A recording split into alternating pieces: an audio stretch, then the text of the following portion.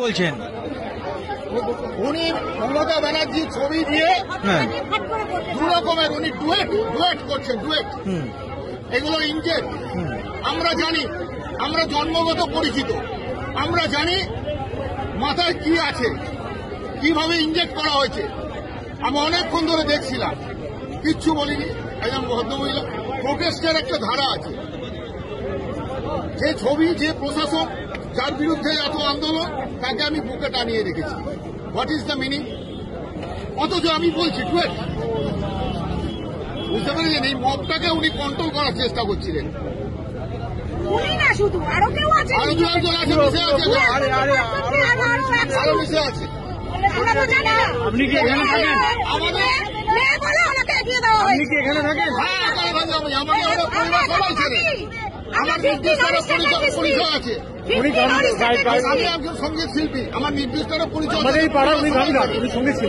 শুধু তাই না, আমার ছেলে এখন এই মুহূর্তে নাম করা একজন সঙ্গীত শিল্পী। এবং আপনি আরেকটা কথা বলছিলেন যে চলাফেরা করতে এখানে একটু সমস্যা। আমরা এখানে 9টার পরে আমাদের কিছুজনকে কিছু ঘটনা ঘটেছে, তার ফলে আমাদের কিছুজনকে ছেড়ে দেয়, মুখছে না, পুলিশরা চেনে ছেড়ে দেয়। কিন্তু এই পাড়ার লোকেদের গিয়ে ঘরে ঘরে সার্ভে করুন, নরক করে দিয়েছে। এই সম্প্রতি ঘটনার পথে এক হাত অন্তরন্ত ব্যারিকেড, গাড়ি নিয়ে গেলে এরাম করে সাপের মতো যেতে হয়। শুধু তাই না, দুনিয়ার প্রশ্ন আপনি কোথায় নিজেও গিয়ে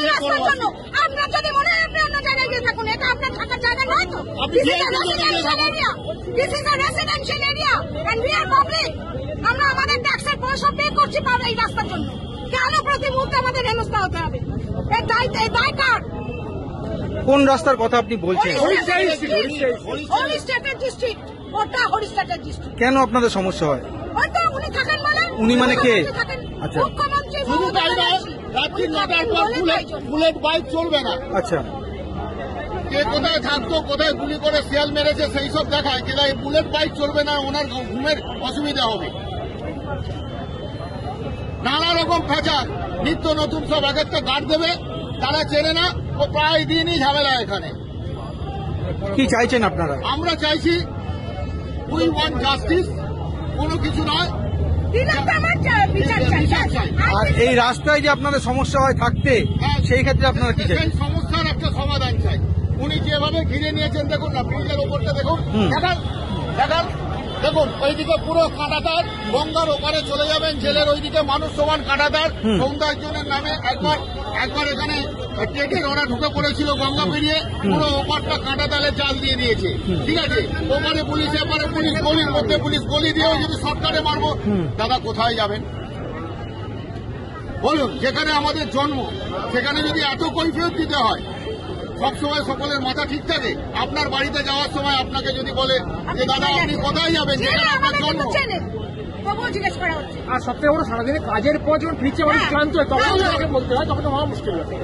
এই ব্যাপারগুলো বুঝুন। মানে এই সমস্যাটা আপনার একার না, এই আপনারা যাবেন, সার্ভে করবেন, দেখবেন সকলে ঘরে ঘরে বিরক্ত, ঘরে ঘরে বিরক্ত।